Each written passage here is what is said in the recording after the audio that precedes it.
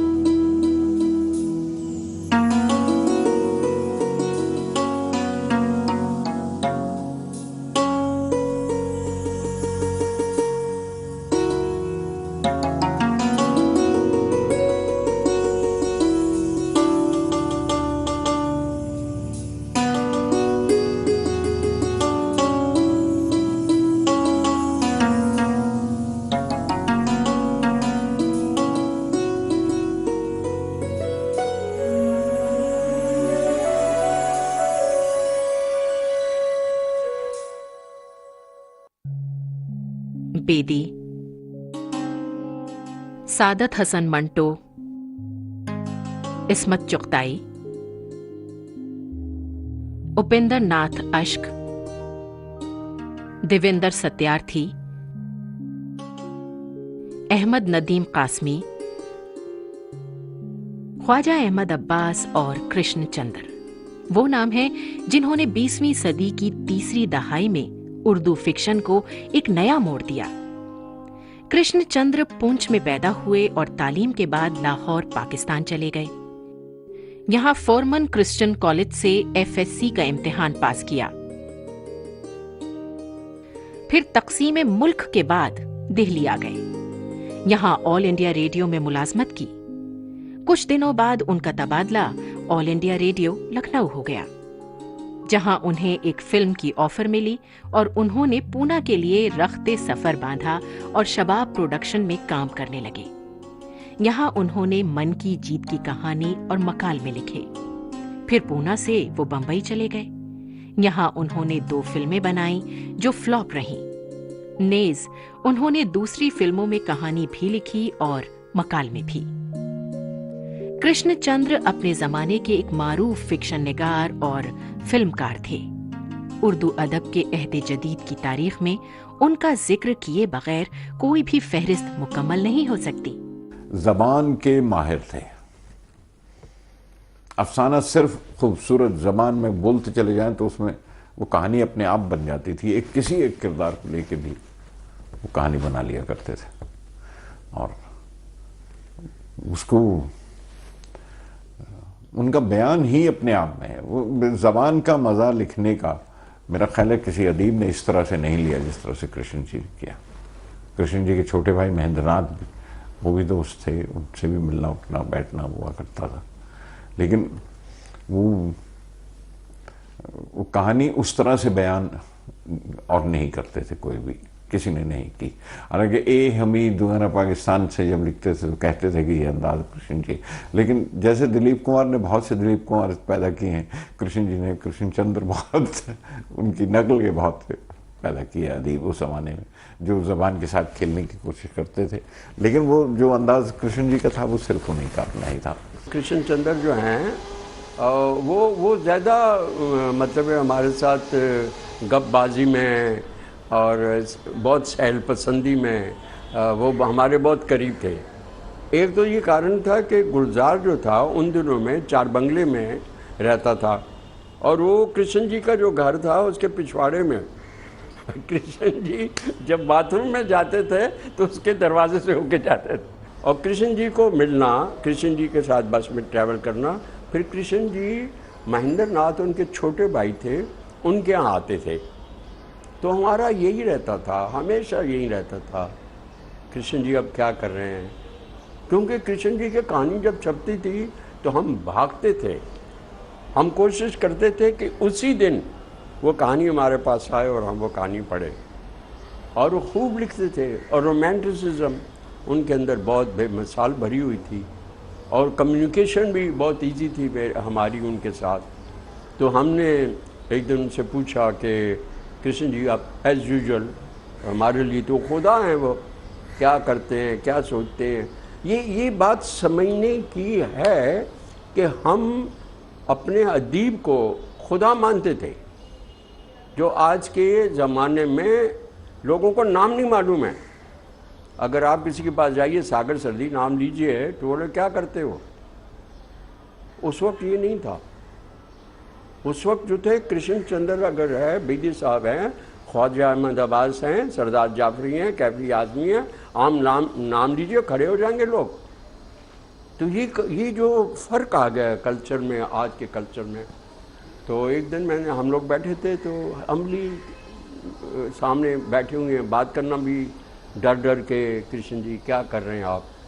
तो उन्होंने बताया कि वो एक ड्रामा लिख रहे हैं, एक्सपेरिमेंट कर रहे हैं, और उस ड्रामे का नाम था दरवाजे खोल दो।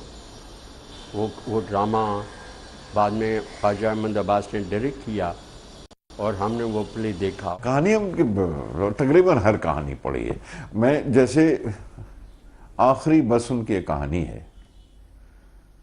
आखिरी बस कहानी की आखिरी बस चलती थी 10 बजे अंधेरी स्टेशन से, और वहाँ से चल के 4 बंगले तक हम लोग बस में आया करते थे, क्योंकि वो छूट जाए तो बड़ा सुनसान और डरावना रास्ता है यहाँ से, अगर पैदल चलना पड़ेगा और काफ़ी दूर है। आखिरी बस में पहुँचते पहुँचते वो ट्रेन का सिलसिला के पहुँची है, वक्त पे पहुँची, नहीं तो वो बस नहीं मिस होनी चाहिए, और मिस हो जाती थी। और कई दफ़ा ये कि उस वक्त इस तरह से जिस तरह ठुसे रहते हैं खड़े हुए लोग, वो खड़े होने की इजाज़त नहीं होती थी। तो और वो एक औरत आती है, में देर हो गई है, वो और खड़े होने की इजाज़त नहीं दे रहा कंडक्टर, और एक आदमी, कोई नहीं, सारे आराम से बैठे हूँ, कोई नहीं ले नहीं ना। एक आदमी लंगड़ाता हुआ जो था, वो मजदूर था, उसको देखा था कई बार, वो उतर गया, उसने उनको जगह दे दी। मोहतरमा भाई आप बैठे, मैं जाता हूँ, बस चली गई। इस आदमी को भी हमने देखा हुआ था, और ये वाक़यात भी रोज़ देखते थे, लेकिन कहानी कृष्ण जी ने लिखी। हम सब देखते ही रहते थे, लेकिन उसको कहानी बना लेना और कहानी कह देना, कहाँ से ढूंढ लेते थे, उठा लेते थे, कहीं से भी उठा लेते थे और कहानी बना लेते थे। महालक्ष्मी पुल से गुजरते हुए टंगी हुई साड़ियाँ, धोबी घाट था पीछे, हम सब ने देखी है। इस तरफ सामने रेस कोर्स है, हम सब ने देखा है, लेकिन वहाँ पे कोई कहानी रखी है, इसका पता कृष्णचंद्र उनको पता नहीं कैसे मालूम था कि वहाँ कहानियाँ रखी हैं। वो उठा लिया करते थे, हमें तो नहीं समझ आती थी, मतलब हम थे भी कुछ नहीं, लेकिन सोचते हैं आज कि उन्हें कैसे मिल जाया करती थी वहाँ कहानी, किस नज़र से देखते थे। ये कृष्णचंद्र थे। हमने जो कुछ सीखा है, मैं समझता हूँ सबसे ज़्यादा कृष्ण जी बहुत आसान थे। कृष्ण जी के कहानियों में रोमांटिसिज्म था। कृष्ण जी की लैंग्वेज जो थी वो शायरी की तरह थी। उनकी जो इंस्पिरेशन थी, हमको एडाप्ट करना, समझना, थोड़ा सा कॉपी करना, थोड़ा उस लबो लहजे में लिखना आसान था। उन्होंने अपनी तहरीरों में हकीकत निगारी के रुझान को तक़वियत दी और उर्दू अदब की अफसानवी तारीख को इम्तियाज बख्शा। कृष्णचंद्र एक बिस्यार नवीस तख्लीक़कार थे। उनके लिखने की रफ्तार कभी कम न हुई। उन्होंने मुसलसल लिखा, अफसाने, नॉवेल, ड्रामे, मकालमे, मंजरनामे लिखे, तो बच्चों के लिए कहानियां और नॉवेल भी लिखे। उन्होंने तकरीबन 5000 से ज्यादा अफसाने लिखे, जो 22 मजमुओं की शक्ल में शाया हो चुके हैं।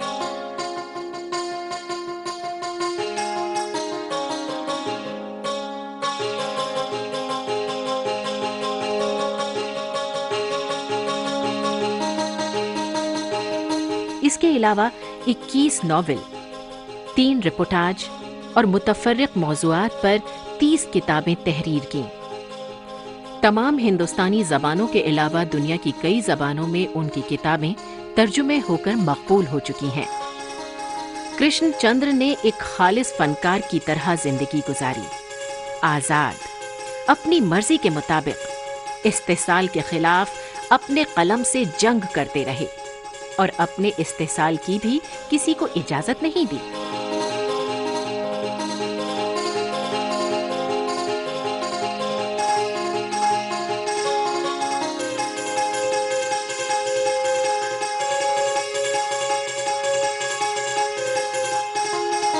उन्होंने खुद को किसी मखसूस मजहब, फिरके या सियासी जमात से वाबस्ता नहीं रखा। उनकी वाबस्तगी सिर्फ मजलूम अफराद के साथ रही। वो तंग नजर नहीं थे और ये तमाम बातें उनकी तहरीरों में भी नजर आती हैं। कृष्ण जी के साथ बहुत अच्छा वक्त गुजरा और कोई भी होता तो उनके साथ अच्छा ही वक्त गुजरता, इसलिए कि वो एक बहुत ही अजीब तरह की शख्सियत थे कि वो बहुत जल्दी सबसे घुल मिल जाते थे और वो तो राह चलते आदमियों से भी इस तरह बात करते थे जैसे बहुत दिनों से उनकी कोई मुलाकात हो, बल्कि राह चलते लोगों से तो वो ज़्यादा अच्छी तरह से घुल मिल जाते थे। और मेरी तो उनसे जान पहचान उनकी कहानियों के ज़रिए हुई। अन्नदाता तो पहली कहानी जो मैंने पढ़ी वो एक तरह की कहानी भी थी, रिपोर्टाज था, तवील अफसाना भी आप उसे कह सकते हैं। उसने मुझे, उससे पहले प्रेमचंद की कहानी पढ़ी थी, लेकिन उसने तो ऐसा मालूम हुआ कि मेरे दिल और दिमाग के दरीचे खोल दिए और मेरी समझ में नहीं आता था कि इतनी सारी बातें किस तरह से एक इंसान जो ख़ुद वहाँ पे मौजूद नहीं है लेकिन वो उन तमाम मुसीबत ज़दा लोगों के लिए इस कदर अंदर तक जाके और इस तरह से उनकी एक तरह से उनकी नुमाइंदगी कर रहा है। और ये तो मुझे बहुत बाद में मालूम हुआ कि जिस तरह से शायर जब कुछ महसूस करता है और अगर उसका वो एहसास जो महसूस करता है उसकी शायरी में आ जाता है, उसी वक्त उस शायरी में जान पड़ती है। तो यह कहानी के लिए भी बहुत ज़रूरी है, मुसव्विर के लिए भी ज़रूरी है। लेकिन कृष्ण जी तो अपनी कहानियों के ज़रिए हम सब तक जिन्होंने उन्हें पढ़ा है, पहले अपनी मुलाकात से पहले अपनी कहानियों के ज़रिए वो अपने तमाम क़ारीन से बहुत ज़्यादा ख़ुद भी मुतारिफ़ हो चुके थे और उनके क़ारीन भी उनसे तारुफ उनका भी हो चुका था।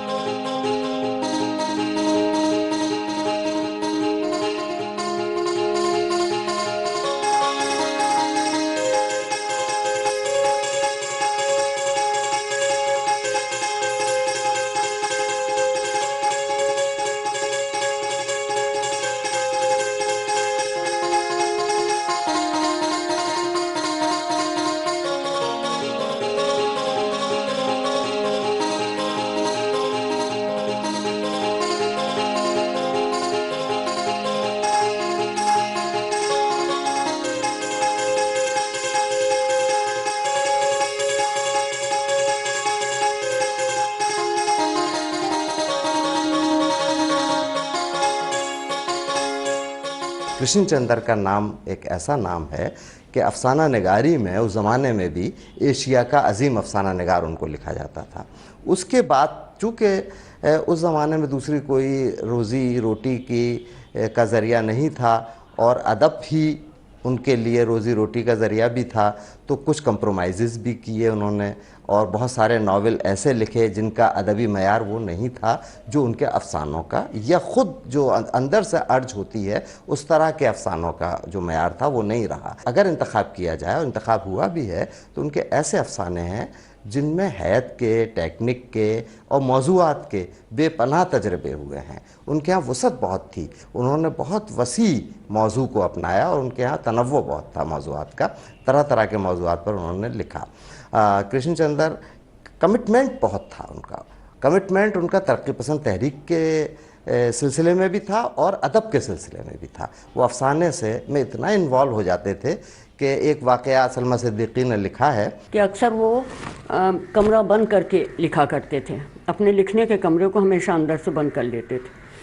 तो मुझे एक दिन मैंने ये सोचा कि भाई मैं देखूं तो कि ये क्या है, ये बंद क्यों करते हैं, भाई लिखते हैं सभी लोग हैं ये। तो मैंने एक खिड़की में से रोशनदान की मैंने देखना शुरू किया। कृष्ण जी लिख रहे थे और लिखते लिखते एक उनके चेहरे पे गुस्सा पहले और फिर एक बहुत ही एक जालिमाना कैफियत उनके चेहरे पे नज़र आई। तो मैं हैरान रह गई क्योंकि मैंने कृष्ण जी को इस मूड में कभी नहीं देखा था। मैं कहा ये है क्या। मैं घबरा के वापस आ गई। थोड़ी देर के बाद वो निकले, खाने की मेज़ पे आए, हम लोगों ने खाना शुरू किया। वो फिर वैसे ही पहले की तरह, वैसे ही खुशमिजाज, वैसे ही मुतमईन नज़र आए, वैसे ही खाने में दिलचस्पी ली उन्होंने। तो मैंने कहा ये है क्या किस्सा। तो मैंने वो कहानी जाके पढ़ी। तो वो कहानी कृष्ण जी की एक बहुत मशहूर कहानी है, आधे घंटे का खुदा। वो कहानी थी, उसमें कहानी ये है कि एक हिंदुस्तानी सिपाही है जो कि वहाँ की कश्मीर जाता है। वहाँ पे उसको एक कश्मीरी लड़की से उसकी दोस्ती हो जाती है और वो वहाँ पे होता है। लेकिन जब उसे ये मालूम होता है कि वो लड़की जो है वो जासूस है, वो पाकिस्तान की भेजी हुई लड़की है, तो वो उस लड़की को उसी वक्त उसको ख़त्म कर देता है। तो उस वक्त मुझे लगा कि ये जो गुस्सा, नफ़रत, इंतकाम जो कुछ चेहरे पे था वो कृष्णचंद्र का नहीं था, वो उस हिंदुस्तानी का था जिसने एक पाकिस्तानी या दुश्मन जासूस को कत्ल करते वक्त उसके चेहरे पे था।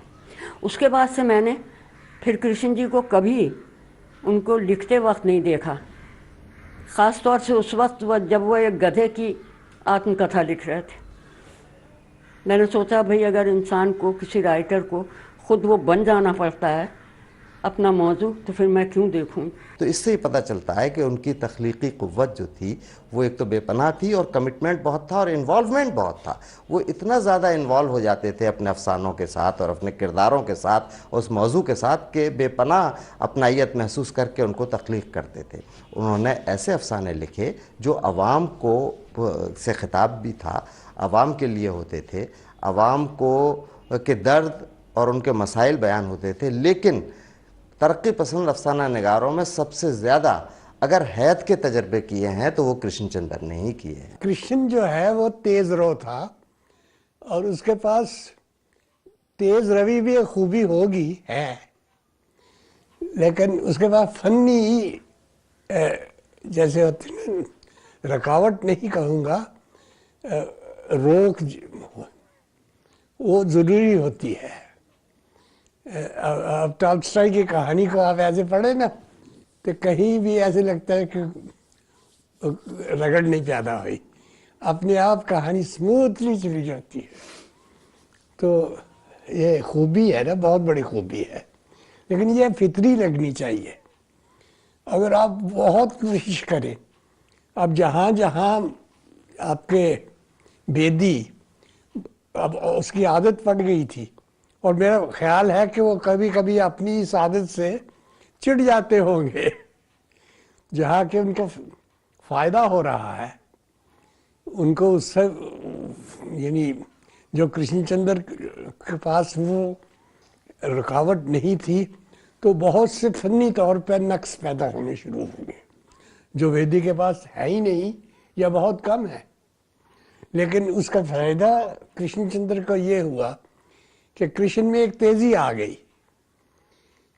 और इनके यहाँ रुकावट जो थी, और उस रुकावट का पैदा ये हुआ, फ़ायदा ये हुआ कि उनका फ़न बेहतर हो गया। यानी फ़न ये नहीं है कि आदमी तेज़ तेज़ तेज़ तेज़ बोलते बोलते बहुत बड़ी बातें करता चला जाए, फितरी तौर पर आ जाता है कभी कभी कि तेज़ी थी, तुंदी थी, लेकिन किसी जगह आपको रोक ले ना, आप तेज तेज पढ़ते जाते थे और पढ़ते पढ़ते भूलते जाते थे उसको, अच्छा लगता था। तेज रवि है उसकी और अमूमियत है, और पॉपुलर सबसे ज्यादा उस वक्त हुआ, लेकिन उसकी ढेरी भी और ढह भी जल्दी सबसे गया, कोई नहीं जिक्र नहीं होता उसका। और ऐसा नहीं है कि उसके साथ बेजा या कोई बेइंसाफी कर रहे हैं, बेजा तरीके से नहीं, एक फितरी तरीके से नहीं आता। और एक रुकावट की ज़रूरत थी उस वक्त फनकारों में।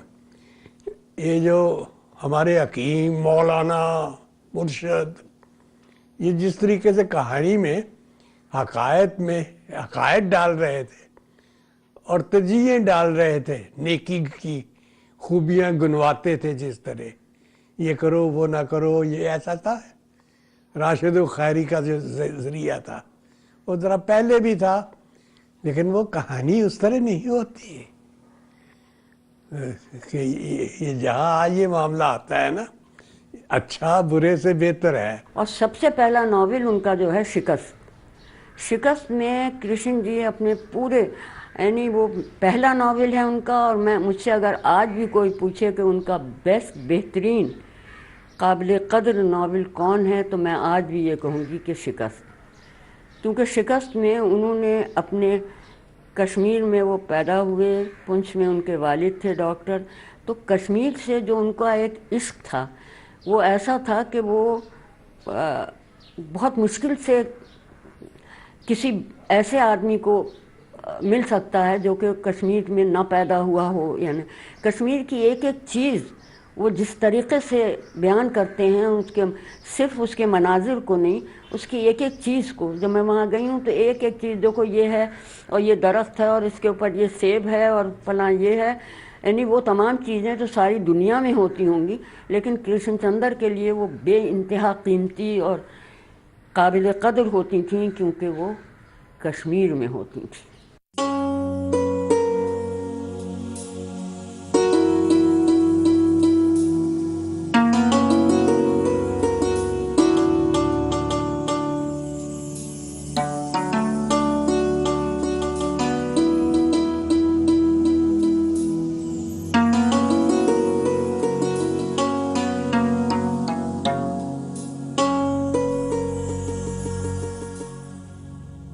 प्रोफाइल्स देखो फिर मिलो, टू मच टेंशन। शादी लाइफ एक नया रेवोल्यूशन, 1 घंटे में 10